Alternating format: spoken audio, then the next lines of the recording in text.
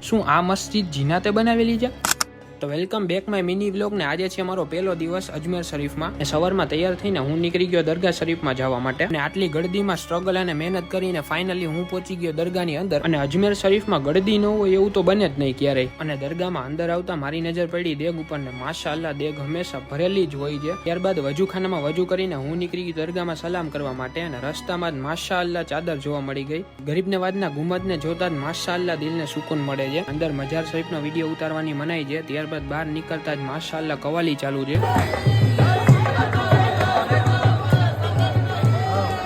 અને આજે હતા જુમા, તો જે જુમા પડવા આવ્યા હોય એને ખબર જ હશે કે અહીંયા જુમાના દિવસે કેટલી ગળદી હોય છે. અને ત્યારબાદ જુમા પડીને હું નીકળી ગયો દરગાહની બહાર. 2 hours later. અને ત્યારબાદ હું પહોંચી ગયો અજમેરની સૌથી જૂની મસ્જિદ જેનું નામ છે ઢાઈ દિનકા ઝોપડા. અને ઘણા લોકોનું હજી પણ એવું માનવાનું છે કે આ મસ્જિદ 2.5 દિવસમાં જીનાતે બનાવી. એ વાત એકદમ ખોટી છે. એકચ્યુઅલમાં મોહમ્મદ ગોરીએ જ્યારે અજમેર શરીફને ફતેહ કર્યું હતું ત્યારે તે પોતાના સેનાપતિને હુકમ આપ્યો હતો કે 60 જ કલાકમાં મસ્જિદની તામીર કરાવો. ત્યારે કુતબુદ્દીન એબકે પોતાના બધા સૈનિકને કામે લગાડી અને 60 જ કલાકમાં માશાઅલ્લાહ ઢાઈ દિનકા ઝોપડા નામની મસ્જિદની તામીર કરાવી હતી. અને ઇતિહાસની કિતાબમાં એમ પણ જાણવામાં આવે છે કે આ મસ્જિદ 800 વર્ષ જૂની છે. અને જો તમારે ગરીબ નવાજ અને અજમેર શરીફ વિશે હજી પણ જાણવું હોય તો મળીએ આવતા વ્લોગમાં.